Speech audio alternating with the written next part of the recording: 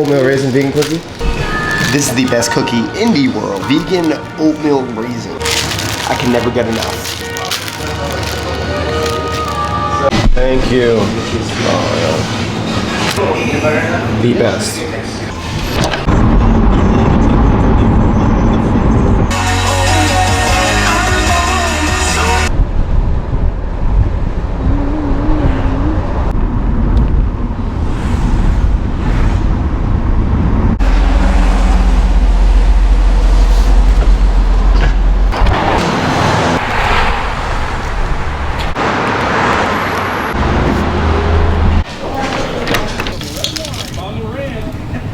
You all right?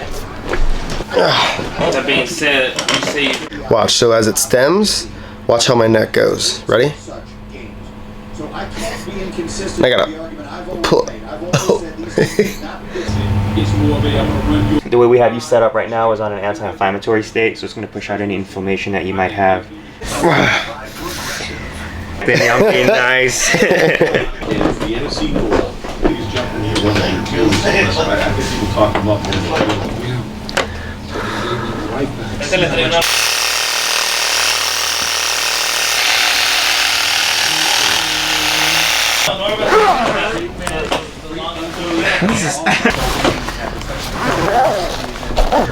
What was that? Glorious. This is the most interesting foam roller in the world. They have all the cool gadgets here. Rehab done. Very, very interesting tools they were using on me today. I don't even know how they come up with these things. They're freaking awesome. Chevron. So I'm going to someone's house in the Hollywood Hills. It's supposed to be pretty big. I think I'm here. That's definitely really, really big. I don't think that is all of his.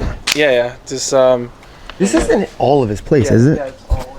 Wait, you're kidding. Yeah. This place, it's 4 stories. It's like 10,000, 15,000 square feet. I asked him, I'm like, so like, what's your rest day? He's like, oh no, like I work. Well, and yours, but I mean, I would just, When I watched your video, so this is the kitchen. Yeah, that's it. So which seat do you sit in to eat? So do you put the food over there and then you crawl on the table to go get the food? Got a picture here of Darrell Davis and Obama. And then we got a pool table over here. We got a nice view over here. Check it out down there. Now this is where I'm gonna be sitting. So I don't usually do this, but when I do, I make sure that I do it big, real big. So you're probably wondering exactly what I'm going to do. Well, I'm gonna talk to Darrell. We're just gonna pick his brain a little bit so you guys can find some motivation in his success. This is the man himself right here, Darrell. Thank you for having me. Hey, my pleasure, Brendan. I appreciate it. So, I'm gonna pick your brain. I'm gonna pick it, I'm just gonna keep on picking until there's nothing left, until we have all the knowledge that we need to be successful. We're gonna be here for a while. The sun's gonna go down on us. House, Hollywood Hill. No! We're good. Okay, round 2. Yep. Camera has fallen, it has not broken. You know, I came to this beautiful house, right? Yes. I tried to put on my glasses as I walked through the door because I don't want to see like big eyes or anything like that, but I was curious. So you have a picture shaking Obama's hand, right? Yeah. You have, you know, this huge house. You know, obviously it costs a lot of money to live here. Sure. And then I started to hear you talk more and more. And a lot of you guys will probably think the same that I was when I first showed up, like this huge house, like, are you using it for something, or is it just you have a huge house because you want it? Just my first question, I just wanted to know, like, so why the house? Why everything that you have here? That's a very common question. Yeah. People ask me that all the time, and clearly 16,000 square feet, 10 bedrooms is 16,000, sorry, I said 15,000 in the bathroom. Oh, I didn't know. I'm not married, I don't have children. Certainly more than I need for accommodations. The intent and my commitment for this property is to bring value to the lives of other people. So I initially, in looking for my place in Los Angeles, was really looking for a place where I could host retreats but not just a retreat. It's literally welcoming people into my home, because Right. I believe you accelerate rapport building when you bring someone into your home. Right, You okay. accelerate the building of a relationship when you invite someone into your home. And just historically speaking, you know, there's spaces in your home where if you get into someone's front door, but then they sit you in the living room, they're really not bringing you into their home. Right, but if you right. get into someone's home and then they bring you into the kitchen, Yeah, like I wasn't expecting you to be like, I see when I first walked in here, I was like, okay, he brought us into the movie theater. So he has a movie theater, he brought us in the movie theater, and I was like, okay, so like he's super official and he's like got so many things going on and he's not gonna bring us anywhere else. And then we were asked if we can go to the gym. We went up to the gym. I was like, okay, we're making it to the top. we're almost there. And then you were just like, yeah, where do you guys want to film? We want to go up. And that's like, I think that's what you're getting at, right? yeah, Like, it's all about sharing. I mean, this experience for me it's more than needs to be for me. I'm hoping to be able to inspire others, to encourage others, to motivate others, to exchange value. Just as much as you have received some value by seeing it, I've received value in you sharing your story with me. That, you know, these folks largely know your story. You know, it's so we inspire one another with different resources. And this, while it's physical, it is not even a measurable portion of who you are and what your value is. Right. Like literally, if we were to try and duplicate you, if a group of scientists were going to say, hey, we're going to duplicate Brendan. someone's trying to do it. I know it. Someone out there.